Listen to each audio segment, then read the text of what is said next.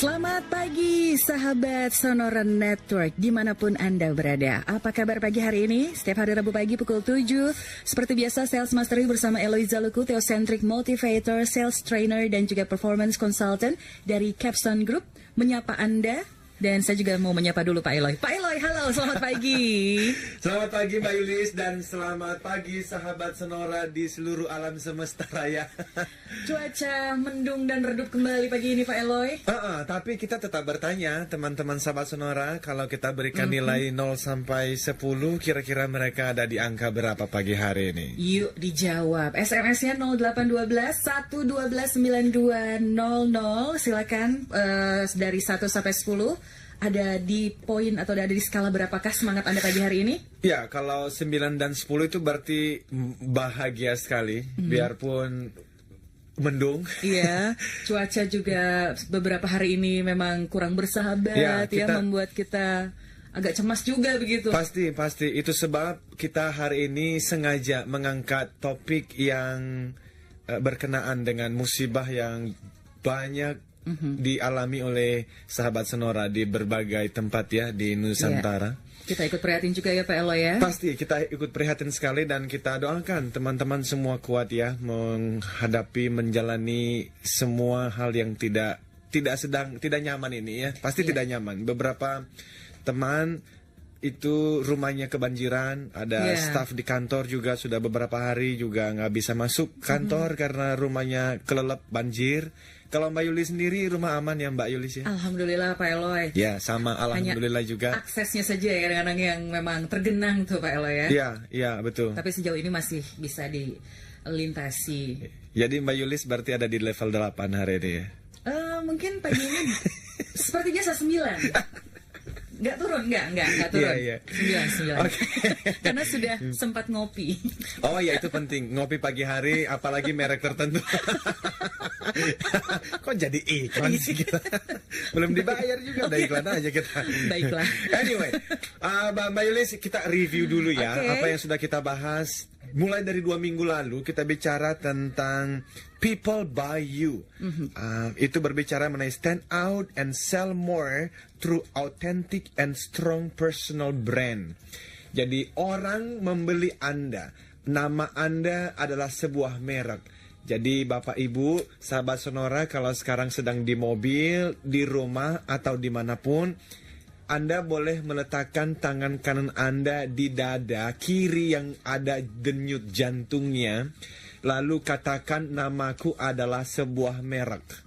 Namaku adalah sebuah merek. Ini penting sekali karena sebelum orang membeli produk atau jasa yang Anda jual, mereka membeli Anda lebih dulu. Dan ini juga penting kenapa? Karena seketika Anda menyadari dan menerima konsep ini bahwa nama Anda adalah sebuah merek, entah bagaimana, tapi ternyata itu membuat Anda seakan-akan lebih tinggi dari sebelumnya.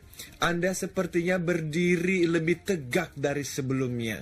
Oleh karena apa? Karena Anda merasa apapun yang saya lakukan di hari ini itu akan menghancurkan atau membangun merek saya. Bapak dan Ibu, juga sahabat Sonora, ini saya Bapak dan Ibu, banyakkan Bapak dan Ibu nih karena beberapa hari terakhir training terus ini Mbak Yulis. Jadi ke Bapak Ibu terus ini. Jadi sahabat Sonora, itu yang sudah kita bicarakan, nama Anda adalah sebuah merek dan Anda bisa menghancurkannya dengan status BlackBerry Anda. Anda bisa menghancurkannya dengan status Facebook, Twitter Anda. Jadi hati-hati sekali dengan apa yang Anda sampaikan di status Anda setiap hari. Ada beberapa teman yang saya concern sekali. Kalau saya melihat status mereka itu banyak sekali yang sepertinya mereka mau curhat pada dunia tentang apa yang mereka sedang hadapi. Tapi mungkin karena mereka tidak mengerti konsep you are brand ini, curhatan mereka justru menghancurkan mereknya, image-nya, persepsi asosiasi kita tentang nama mereka sendiri. Jadi saya mau menghimbau teman-teman di tengah-tengah kesulitan yang sedang kita hadapi hari-hari ini pun tetap saja saya suka teman saya yang menghadapi banjir ini beberapa waktu yang lalu, dia munculkan di statusnya itu, hadapilah semua dengan senyum. Padahal saya tahu sekali ini dia lagi menghadapi kesulitan dengan banjir yang ada sekarang ya. Jadi dan kita membicarakan 2 minggu yang lalu itu bagaimana cara membangun brand. Itu ada satu konsep yang saya sebut sebagai triangle of personal branding, bukan success triangle ya. Success triangle itu buku yang saya tulis. Tetapi ini triangle of personal branding, ini adalah 3 tahap untuk membangun personal brand. Dan itu dimulai dari self-awareness, apa itu mengenal diri Anda sendiri. Dan di dalam mengenal diri ini, Mbak Yulis, ini ada terjadi konsep yang salah di luar sana. Ketika orang mencoba mengenal siapa dirinya, maka buku-buku yang ada di luar sana akan bertanya begini. Oh ya, gampang saja, kamu sukanya apa?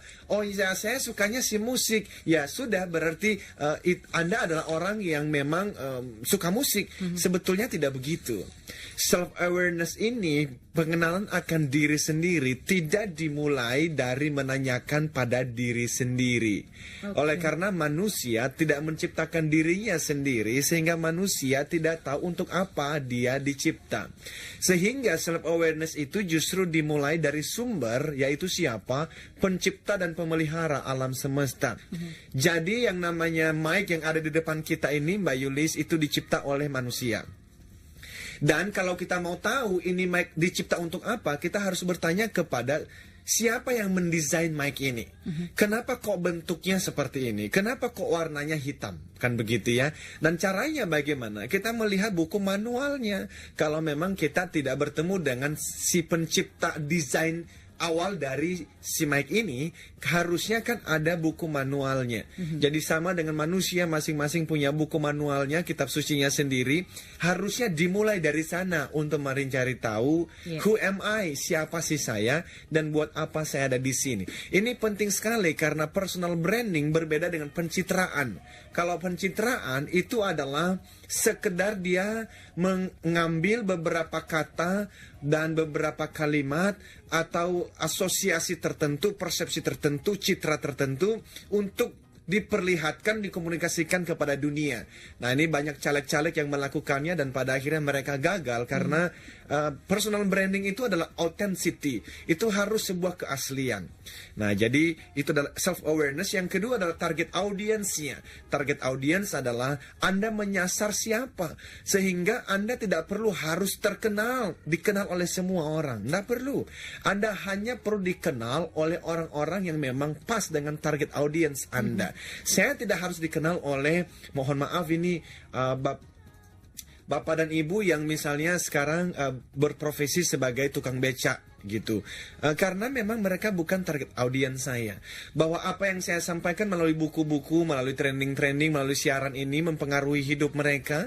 Syukur-syukur membelokkan sejarah hidup mereka ke arah yang lebih baik. Ya, tetapi kalau pada akhirnya mereka tidak mengenal saya, that's okay. Karena mereka bukan target pasar saya.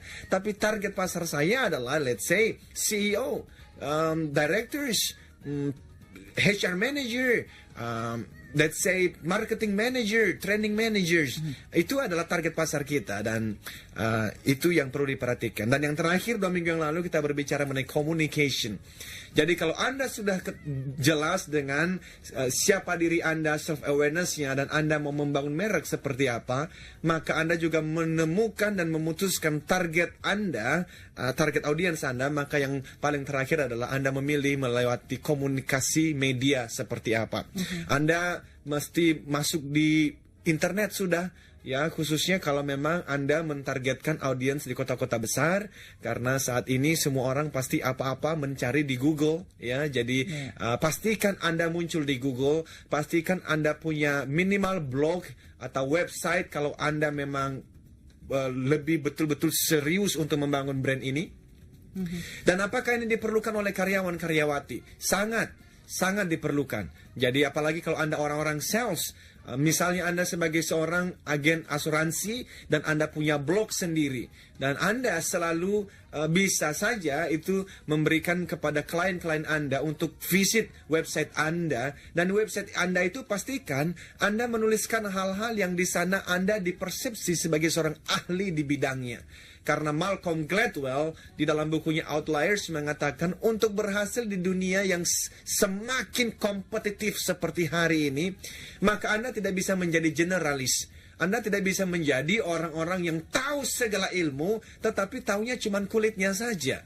Anda harus menjadi sangat expert, ahli di bidang tertentu, dan itu adalah salah satu cara terbaik untuk winning the market dengan challenging yang begitu luar biasa seperti hari ini. Nah, itu yang sudah kita bicarakan minggu lalu, Mbak Yulis ya. Jadi ada 3 hal lain. Caranya adalah authenticity, diferensiasi, dan focus on your strengths. Jadi authenticity, baik-baik ini maksudnya mau break atau mau ngapain ya? Kita break dulu, maksudnya gitu Pak Eloy. Siap. Oke. Baiklah, kita akan kembali. Silakan Mbak Yuli, silakan. Kita harus break dulu sahabat-saudara, karena waktunya nih kita sudah harus break dulu sebentar. Terima kasih sudah SMS. Harry level 10. Ivo yang ada di level 10, luar biasa. Tapi dari Jogja ada yang 7,5 Pak Eloy. Nggak apa-apa, tapi tetap nanti yang bertanya atau partisipasi kita berikan buku ya. Yes, pastinya. Kita berikan ada buku Pak Eloy seperti biasa pagi hari ini akan dibagikan. Banyak musibah pas berangkat ke kantor nih, jadi ya levelnya 7,5 saja. It's okay Mbak Rita. It's okay. Hadapi dengan senyuman ya. Kita akan kembali setelah berikut.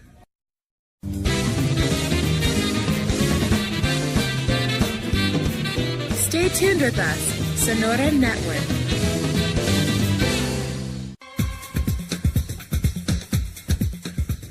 Selamat pagi sahabat Sonora Network yang baru saja bergabung bersama kami di sini. Ada saya, Yulis, dan juga Pak Eloy Zaluku pastinya. Theocentric Motivator, Sales Trainer, dan Performance Consultant dari Capstone Group. Dan di antara level 1 sampai 10, pagi hari ini semangat Anda ada di level berapa? Ayo SMS ke 0812 112 9200. Atau bisa sharing juga cerita pagi ini ya. Mungkin menyampaikan sedikit curhatan. Gitu ya Pak Eloy ya? Harus dong, karena, ya kan kita sahabat. Iya, makanya karena banyak juga di antara sahabat-sahabat kita yang sedang terkena musibah pagi hari ini. Tapi luar biasa, tetap 10 levelnya dari Pak Laurentius meski terjebak macet karena banjir. Dan yang luar biasa, ini dari akun level 10, walaupun toko kebanjiran pas dalam pasar lagi, setiap hujan lagi. Pak, tapi Bapak hebat sekali tetap kejar target katanya begitu Pak Eloy. Bagus sekali ya, kita senang ya kalau lihat sahabat Sonora tetap semangat seperti ini. Nah, hari ini tadi kita sampai pada itu ya, autentik, diferensiasi, dan fokus on your strengths ya. Dan minggu lalu kita kedatangan di CEO Update ya, ada Pak Satyo, Presiden Director dari Mandiri Tunas Finance. Waktu itu kemarin memang rekaman karena saya lagi training di Jogja. Tapi kali ini live. Jadi teman-teman, ini kita mau berbicara tentang topik spesial nih, yang judul topiknya adalah temanya Why Bad Things Happen to Good People. Why bad things happen to good people? Kenapa kok hal-hal buruk itu menimpa orang-orang baik? Ini bukan pertanyaan yang gampang dijawab loh Mbak Yulis. Ini, dan saya membahas beginian karena saya adalah theocentric motivator. Saya tidak bangga dipanggil motivator Mbak. Saya bangga dipanggil theocentric motivator karena ini beda sekali. Kemarin saya berbicara di salah satu farmasi terbesar di Indonesia ini ya. Ada 300 orang itu di supervisor annual meeting begitu ya. Dan saya senang karena kita selalu ada yang namanya itu testimoni-testimoni di akhir acara, dan banyak yang mengatakan this is different, ini berbeda. Dan itu yang kita bahas hari ini. Why bad things happen to good people? Kenapa kok hal-hal yang buruk itu bisa terjadi, khususnya kepada orang-orang yang merasa baik? Dan ini saya angkat karena Indonesia lagi kena banyak masalah ini ya, banjir lah, apa tuh yang di Sumatera, bencana alam, gunung meletus ya, sinabung. Banyak di mana-mana ya. Dan sebetulnya ini ada satu buku ditulis oleh orang bernama Harold Kushner. Harold Kushner ini menuliskan buku yang itu tadi, Why Bad Things Happen to Good People. Karena Kushner, dia merasa dia orang baik. Tetapi dia punya putra itu yang mengalami penyakit. Ini anak satu-satunya waktu itu ya. Ini anaknya sakit dan dia mencari obat tapi nggak sembuh-sembuh. Dia berdoa sesuai dengan agama keyakinannya tapi nggak sembuh-sembuh. Sampai akhirnya di usia 12 tahun anaknya ini meninggal dunia. Dan dia mencoba untuk memahami kenapa kok ini bisa terjadi. Maka dia menuliskan buku itu, Why Bad Things Happen to Good People. Saya tidak setuju dengan ujung dari kesimpulan Kushner di dalam buku itu. Memang apa Pak Eloy? Jadi penasaran. Sebelum ini Mbak Yulis kayaknya penasaran benar dari tatapan matanya, kayaknya menyimpan pertanyaan yang ini tatap mata saya, Pak Eloy. Persis. Betul, Pak Eloy. Ini gimana, Pak Eloy? Hari Sabtu yang lalu saya juga ngisi training di Puncak. Dari salah satu peserta juga bertanya yang sama. Ini adalah mbak-mbak yang masih muda, cantik ya, dan dia melahirkan beberapa waktu yang lalu dan anaknya meninggal. Dan dia mengatakan, saya sholat loh. Saya melakukan ini, melakukan itu, melakukan ini. Ya saya tidak sempurna-sempurna banget, tetapi ya saya juga nggak ya, jahat gitu ya. Jahat banget lah. Tapi anak saya meninggal Pak Elo, dia nangis loh. Nah, saya nggak tahu ya, apakah Bapak dan Ibu pas sahabat saudara pernah mengalami pertanyaan yang sama. Nah itu yang kita bahas hari ini. Sebelum kita masuk kepada buku Kushner itu, saya masih menyampaikan dulu dan justru bertanya Mbak Yulis. Apapun yang dihadapi oleh manusia, baik ataupun buruk, sakit ataupun sehat, kaya atau miskin, apapun itulah, selalu ada 4 kemungkinan alasan. Nah ini penting Mbak Yulis, karena kalau kita tidak mengerti 4 kemungkinan alasan ini, kita menjalani hidup itu, waduh, itu terseok-seok tuh, penuh dengan pertanyaan galau, dan kita bisa senyum dan senyum dan senyum, tapi dipaksakan. Tidak ada senyum yang betul-betul tuh, ya memang tulus senyumnya. Jadi saya juga khawatir teman-teman yang ngomong 10 ini cuman karena dimotivasi harus 10. Tapi kalau ditanya kenapa 10? Nggak jelas kenapa 10. Jadi teman-teman, alasan yang pertama kenapa kita mengalami apa yang kita alami, itu ada yang namanya takdir. Nah Mbak Yulis pasti tahu artinya takdir. Ya. Itu apa Mbak Yulis? Sesuatu yang sudah ditentukan oleh Tuhan. Sudah digariskan ya. Bahasa spiritualnya adalah God's will.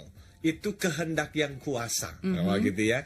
Nah, apa sih contohnya kehendak yang kuasa ini? Mbak Yulis lahir dari ayah ibu yang mana Mbak Yulis dulu nggak punya pilihan. Sayang sekali tidak bisa memilih. Sayang sekali. Sayang, kayaknya ada yang belum bisa menerima kenyataan. Salah. Kalimatnya salah ini. Nggak apa-apa juga. Bersyukur harusnya gitu ya, punya orang tua seperti itu. Gitu Pak Eloy. Saya juga tidak pernah memilih. Saya lahir dari orang tua dan saya lahir di gubuk yang sampai hari ini belum ada listrik, belum ada aspalnya. Saya lahir dari ayah yang meninggal ketika saya masih usia 9 bulan. Saya juga nggak pilih. Jadi bahkan saya lahir sebagai Mbak Yulis lahir di Jawa Barat. Berarti teteh Sunda begitu ya? Iya, bisa dibilang begitu. Iya. Saya lahir di Pulau Nias dan kita nggak pernah memilih kita akan lahir sebagai suku apa gitu loh. Makanya saya kadang-kadang tuh agak sedih juga kalau ada orang-orang yang membenci suku yang lain. Karena dia membenci sesuatu yang itu kan bukan pilihan gua. Kalau dulu memilih kali nggak tahu deh saya memilih jadi suku apa, kan begitu ya. Jadi teman-teman, itu namanya adalah takdir, God's will. Nah, kalau sudah God's will, kita harus melakukan apa? Ada satu doa yang mengatakan begini, Tuhan, tolong berikan saya keberanian untuk mengubah apa yang bisa saya ubah. Dan kekuatan untuk menerima apa yang tidak bisa saya ubah. Kebijaksanaan untuk mengerti perbedaan antara keduanya. Dan itu penting sekali. Jadi yang namanya takdir, ya belajar menerima saja. Yang namanya nasib, nah ini yang kedua. Jadi pertama takdir itu adalah God's will. Yang kedua adalah nasib. Nah, kalau nasib apa Mbak Yulis?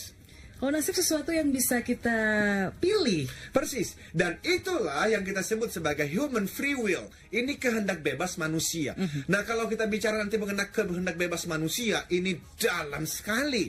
Ya, itu sebab nanti kita berharap si teman-teman mau bertanya juga. Karena apa yang kita sampaikan hari ini, apa yang terpikir. Tapi biasanya waktu orang bertanya, itu semua apa yang ada dalam diri kita ini, semua buku yang pernah saya baca, semua pengalaman-pengalaman masa lalu, saya nggak menjamin jamin kita bisa memberikan semua jawaban, Mbak Yulis. Tapi kalau ada pertanyaan yang menarik, itu menggali apa yang ada di dalam dan kita bisa sampaikan. Jadi bicara mengenai free will, itulah yang disampaikan di di kelas-kelas motivasi. Nah, kalau berbicara mengenai motivasi biasa, dia hanya fokus pada free will ini, nasib ini yang diaduk-aduk di sana. Tapi bicara mengenai nasib, jarang sekali ada, takdir, jarang sekali ada yang bisa menjelaskannya dengan tuntas. Nah, itu free will. Yang ketiga, jadi gini loh, waktu banjir masuk ke rumah kita, waktu banjir menghancurkan toko, dan ini Jakarta jadi lumpuh 2-3 hari terakhir ini ya. Kita bertanya, ini sebenarnya kenapa sih? Kira-kira ini takdir apa nasib, Mbak? Nasib kayaknya, Pak. Iya, karena apa? Karena perbuatan kita sendiri. Iya, sampah dibuang di mana. Saya tuh kadang-kadang bingung. Itu ada orang tuh ya, tanpa perasaan bersalah, itu di mobil nih, lagi di mobil, itu buang sampah di jalan sembarangan. Itu saya kalau jadi presiden ya, salah satu yang saya lakukan di Indonesia ini, mulai dari satu kota kecil saja, di sana orang buang sampah sembarangan, langsung denda 10 juta rupiah. Oke. Dan itu harus di-enforce, itu harus dilakukan. Nggak usah seluruh Indonesia, mulai dari satu kota dulu. Yes, Eloy for President 2014. Kita harus break dulu sebentar. Kita akan kembali setelah yang berikut.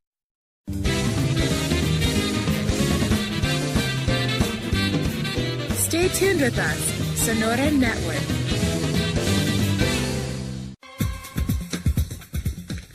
Sahabat Sonora Network, why bad things happen to good people? Nanyanya harus gitu tuh nadanya ya.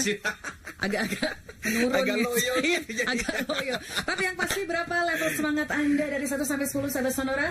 Banyak juga yang level 9. Sebentar saya bacakan beberapa ya, Pak Elo ya. Dari Pak Hendra. Oh, Pak Hendra hari ini 8. Tapi Pak Elo akan buat saya 9. God will make me 9.5. Wih, Because God is 10 for definitely. Gitu ya.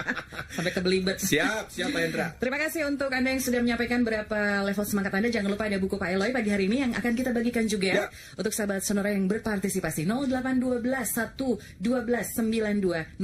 Ada satu pertanyaan, tapi sebelumnya kita akan selesaikan dulu ya Pak Eloy. Tadi ada 4 kemungkinan alasan agar hidup tidak selalu galau di tengah cuaca buruk seperti ini, banjir, musibah. Yang pertama takdir, God's will, nasib, human's free will. Ya. Kemudian di dalam human's free will itu, di situ kan biasanya kita bicara mengenai motivasi. Kalau dalam success triangle ya, attitude-nya mesti baik, pikirannya mesti positif, goals-nya mesti ada, action-nya mesti ya kerja keras. Yang namanya endurance itu kalau gagal bangkit lagi. Lalu kita bicara mengenai interpersonal mastery. Apa itu? People skills-nya mesti baik, team communication-nya mesti baik, teamwork-nya mesti ada ya. Lalu kita bicara yang di atas, bicara spiritual, di situ ada bicara mengenai ethos dan bicara mengenai gratitude. Itu yang kita bicarakan di level 1 dan 2. Tapi kemudian ada yang ketiga nih, yang kadang-kadang kita juga lupa sih. Ini namanya adalah natural law, hukum alam. Jadi ini hukum alam juga nih kayaknya yang terjadi nih ya. Karena cuaca yang buruk, begitu ya Pak Eloy. Jadi dunia ini memang semakin tua, Mbak Yulis. Iya, betul. Iya, dunia semakin tua dan harusnya kalimat itu membuat kita galau positif. Galau positif itu adalah, waduh, jangan-jangan bentar lagi beneran kiamat. Iya juga. Karena tanda-tandanya sudah mulai terlihat. Iya, jadi harus bagaimana? Ya baik-baiklah hidup ya. Iya. Baik, Pak Eloy. Jadi God's natural law itu berbicara mengenai kalau ada ya, let's say ada sahabat Sonora yang sudah punya istri.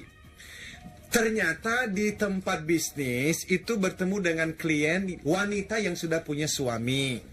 Ternyata karena proyek sering bertemu, lama-lama ternyata ada hati ya. Awalnya sih cuman BBM, tanya ya, gimana kerjaan udah beres sebelum? Pertama sih cuman begitu ya. Kedua kali, gimana, sudah makan belum? Nah, seminggu sebelumnya ternyata BBM-nya malam. Karena ini kerjaan lagi mendadak harus SMS sekitar jam 9 malam. Dibalaslah sama wanita ini, iseng nih si laki-laki ini. Kok belum tidur? Mulai deh modus. Modus. Gua banget. Nah, akhirnya setelah 1 minggu, 2 minggu itu lancar tuh BBM-an tuh ya. Ternyata setelah 3 bulan itu project beres tuh, habis selesai. Nggak ada BBM-an dah tuh. Ternyata kok kayaknya ada yang hilang ya. Oh. Maka karena hilang, dia iseng deh tuh, entar si wanitanya atau si laki-lakinya, kok sekarang udah nggak pernah nyapa lagi sih katanya. Apa kabar? Apa kabar lo? Akhirnya janjian dah tuh makan di satu rumah makan, restoran atau ngopi-ngopi di kafe tertentu. Nah ternyata memberanikan diri lah si laki-laki ini ya. Dia ngomong, kenapa ya kalau saya nggak dapat berita dari kamu tuh kayaknya ada yang kurang. Ini juga wanita ini juga, aduh hebat sekali. Dia ngomong, ah masa sih aku juga. Gayung bersambut dong Pak Eloy. Pastinya. Dan akhirnya mereka mengatakan, kalau gitu kita jodoh nih. Iya. Loh, tapi kan kita sudah punya pasangan masing-masing. Iya, tapi kan kamu suka aku. Kalau begitu ini pasti kehendak yang kuasa. Nah, ini salah. Ini namanya natural law. Ini jatuhnya di dalam yang namanya adalah hukum alam. Jadi itu bebek, yang namanya ayam, kambing, itu dilepas aja tuh di rerumputan, betina sama si jantan itu 3 bulan kemudian pulang-pulang bisa bunting tambah. Kenapa? Itu hukum alam. Habiskan waktu dengan seseorang dalam waktu yang lama. Anda nggak usah bilang itu adalah kehendak yang kuasa. Saya nggak percaya. Tuhan tidak mungkin menceraikan apa yang sudah dipersatukan. Yang terjadi itu adalah hukum alam. Tapi manusia kan pinter, Mbak. Manusia itu bisa mencari 1001 cara untuk menjustifikasi, membenarkan apa yang dilakukan. Tapi itu sebetulnya hukum alam. Hukum alam itu adalah kalau saya menjatuhkan diri dari ini lantai 5 ya. Yeah. Ke bawah nih Mbak. Itu saya mau nyoba nih. Wah kayaknya God's will-nya hebat nih. Saya imannya bagus nih. Saya mau jatuhkan diri nih. Ya patah-patah juga sih tulangnya. Kenapa? Jangan melawan hukum alam. Yang terjadi di Jakarta sekarang adalah gunung meletus, yang terjadi banjir, air laut meluap. Ya, itu bisa jadi adalah hukum alam. Nah, kalau sudah hukum alam, selama Anda tidak melawan hukum alam, ya sudah, kalau dia terjadi, ya terjadilah. Itu namanya hidup kan? Tapi ada yang keempat, Mbak. Ya. Yang keempat ini namanya adalah satanic intervention. Itu si jahat, Mbak, iblis namanya. Mbak Yulis, tahu nggak bahwa iblis itu ada? Percaya, tahu Pak Eloy. Cuma jangan lihat saya begitu. Lagi-lagi saya menapa Pak Eloy ya. Maaf Pak Eloy, bukan maksud. Ini gimana sih? Satanic intervention sama semata Pak Eloy.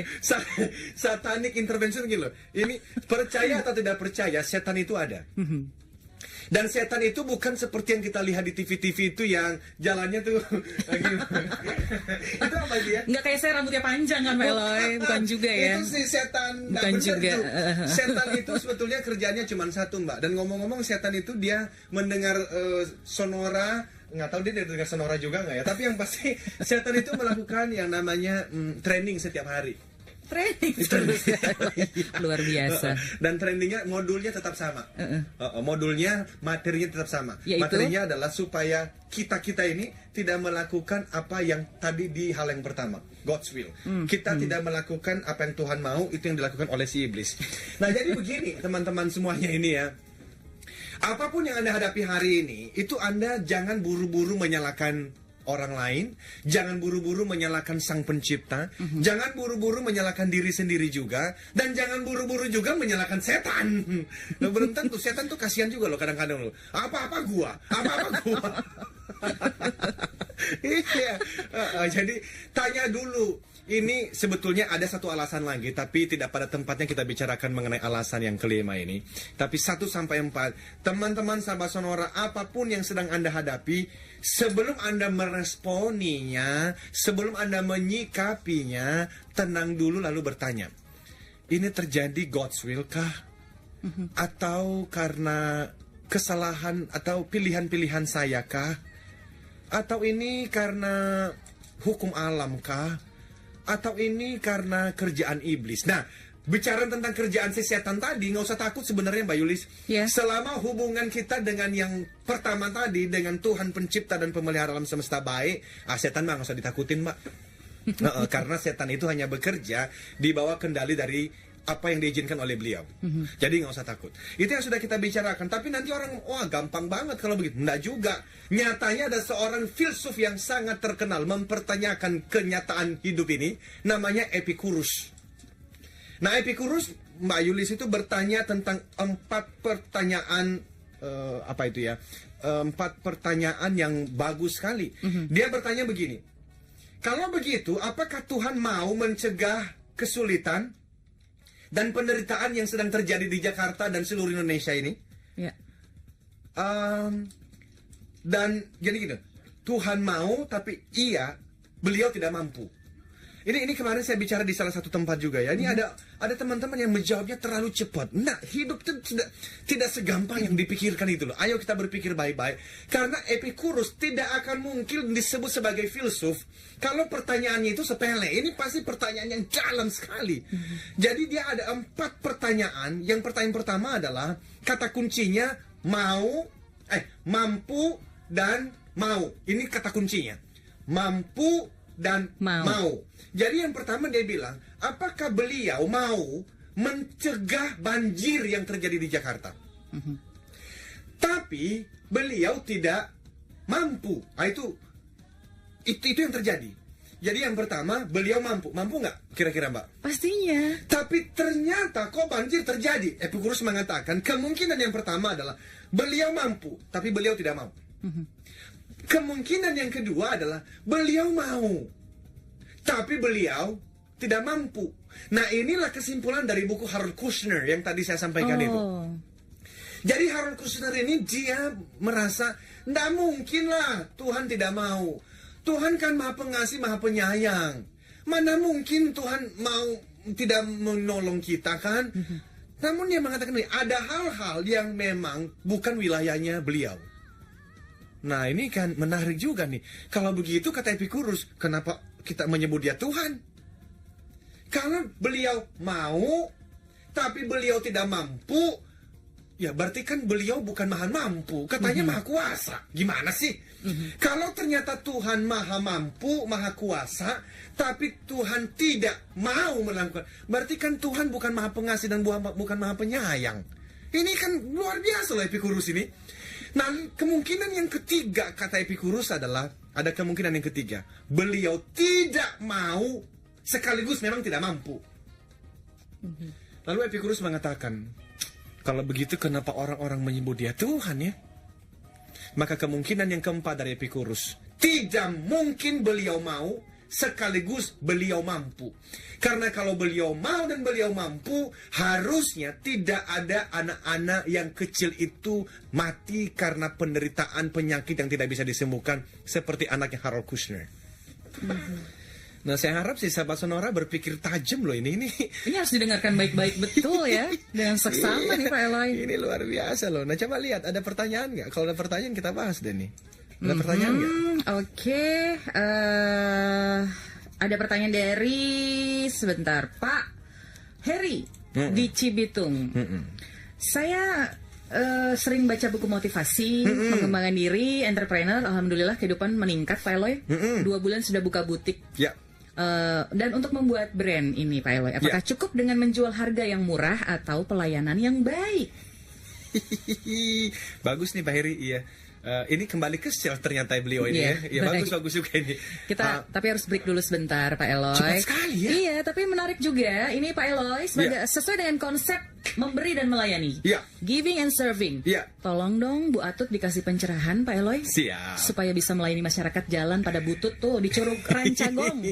Siap, Bos. Pak Zulkarnain yang bilang. Nanti kita sampaikan setelah break ya. Para Islam Imam di Cilacap, salam kenal. Saya pertama kali dengar Pak Eloy. Di tetangga. Ya, setuju. Setuju Pak Eloy, yang buang sampah sembarangan harus didenda. Denda aja tuh Pak, benar tuh. Denda sudah dapat 1 suara untuk Pak Eloy. Ya. Eloy for President 2014. Stay tuned with us, Sonora Network.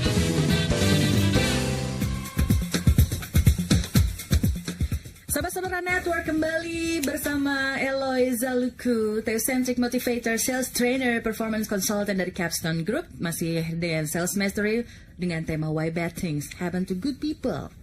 Terima kasih untuk Anda yang sudah mulai tergelitik pagi hari ini. Pak Chandra, ini menjadi perenungan Pak Chandra selama ini Pak Eloy. Ya. Atas pertanyaan apakah Tuhan mau atasi kesulitan manusia? Sementara Pak Subianto bilang ada takdir, nasib, dan hukum alam. Bukankah semuanya terbungkus dalam konsep takdir? Wih, nasib dan hukum alam kan merupakan bagian dari takdir. Bagaimana Pak Eloy? Kita bahas yang mana dulu nih? Pak Chandra dulu ya. Oke. Pak Chandra jawab, Epicurus tidak menjawab karena Epicurus itu justru memang mau menghancurkan, sekedar membuat orang berpikir lebih jauh tentang apapun yang dipercaya, gitu ya. Tetapi dari buku yang saya baca, referensi dan perenungan ini dari tahun 97, jawaban saya terhadap pertanyaan Bapak adalah, ya, tentu saja Tuhan mau atasi kesulitan manusia. Tetapi begini loh, manusia itu kan diberikan yang namanya pilihan. Jadi pilihan-pilihan kita itu bisa berlawanan dengan apa yang beliau mau. Saya kasih contoh juga. Misalnya nih ya, dan apa yang beliau mau bisa jadi itu sepertinya berbeda dengan apa yang kita harapkan. Contoh nih, banjir ya. Jadi waktu hujan deras, ada satu sahabat seorang ngomong begini, Tuhan, kalau betul Tuhan Maha Pengasih, Maha Penyayang, tolong halau air ini jangan masuk dalam rumah saya. Oke? Lalu dia berdoa sesuai dengan agama keyakinannya. Ternyata hujan terus aja tuh. Terus dia perhatikan air naik. Dia berdoa semakin kencang dah tuh ya. Tolong, kalau Tuhan Maha Pengasih Maha Penyayang, halaulah namanya air ini masuk ke dalam rumahku. Ternyata semakin hari semakin naik tuh. Akhirnya kelelep deh dia. Kelelap dan akhirnya dia marah deh tuh. Dia bilang, gimana sih? Katanya Maha Pengasih Maha Penyayang. Tiba-tiba dia mendengar, ini imajinatif aja ya. Dia mendengar beliau berbicara, "Hei, saya sudah mendengar doamu. Jangankan menghalau air masuk ke dalam rumahmu. Membelah laut saja aku mampu. Tapi hari ini aku biarkan banjir masuk ke dalam rumahmu. Buat apa? Karena saya sudah mempersiapkan satu tempat pekerjaan untukmu yang jauh lebih hebat dari sekarang. Dan untuk pekerjaan yang baru itu kamu harus bisa berenang. Jadi ini caraku supaya kamu belajar berenang. Karena sekarang kamu gak bisa berenang. Jadi ini caraku kamu belajar berenang." Ini kita bisa senyum dan merasa, ya kok begitu? Gini loh, yang saya sedang katakan itu, beliau bisa melakukan hal-hal yang sepertinya tidak sesuai dengan apa yang kita harapkan. Nah, itulah sebab kalau teman-teman pernah mendengar kisah seorang tua yang punya kuda putih. Ini menarik sekali, Mbak. Jadi diceritakan di satu desa, itu ada seorang petani yang miskin sekali, tapi dia beruntung karena dia punya satu kuda putih. Oke, kuda putih ini cantik sekali, semua orang jatuh hati suka kuda putih, termasuk raja yang di tempat itu. Jadi suatu hari raja datang ke tempat Pak Petani ini, dia bilang, "Pak Petani, saya mau kuda ini. Berapapun harganya akan kubayar." Lalu dia bilang, "Oh, maaf ya Raja, ini saya juga suka banget nih sama kuda ini nih. Ya tapi saya bayar berapapun harganya." "Aduh maaf ya Raja, bukan tidak menghargai Raja nih. Tapi bagiku kuda ini adalah seperti sahabat. Mana mungkin kita menjual sahabat." "Oh ya oke.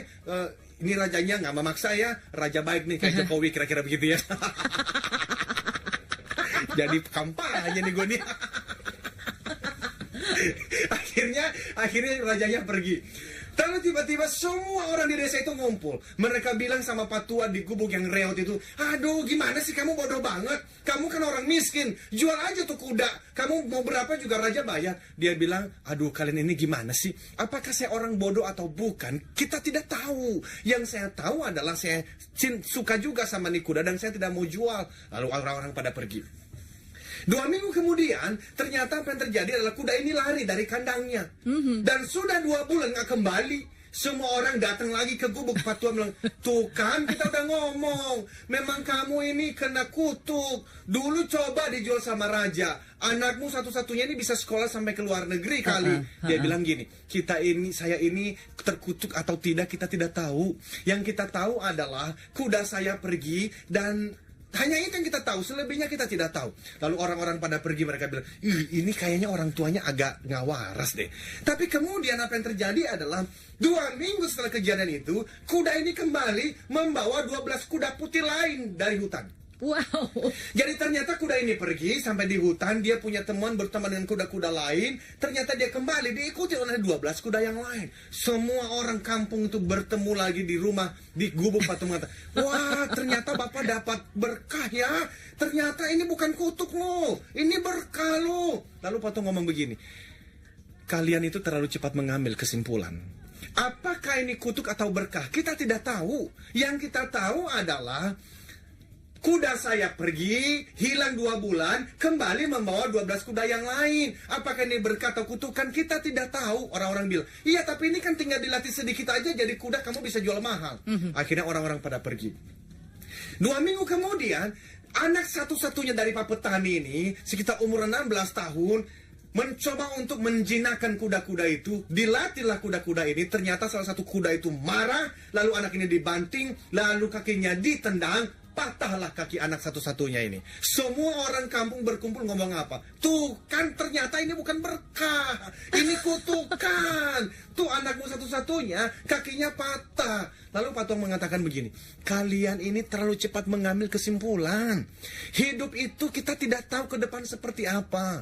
Yang kita tahu adalah anakku mencoba untuk menjinakkan kuda ini, lalu ternyata dia jatuh, ditendang dan kakinya patah. Hanya itu yang kita tahu. Ini berkah atau kutukan, kita tidak tahu. Orang-orang pada pergi.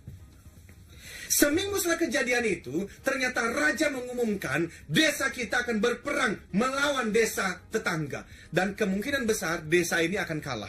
Karena desa tetangga jauh lebih hebat peralatan perangnya, jauh lebih banyak pemudanya. Dan dia mengatakan begini, semua laki-laki berumur 10 tahun ke atas harus ikut berperang.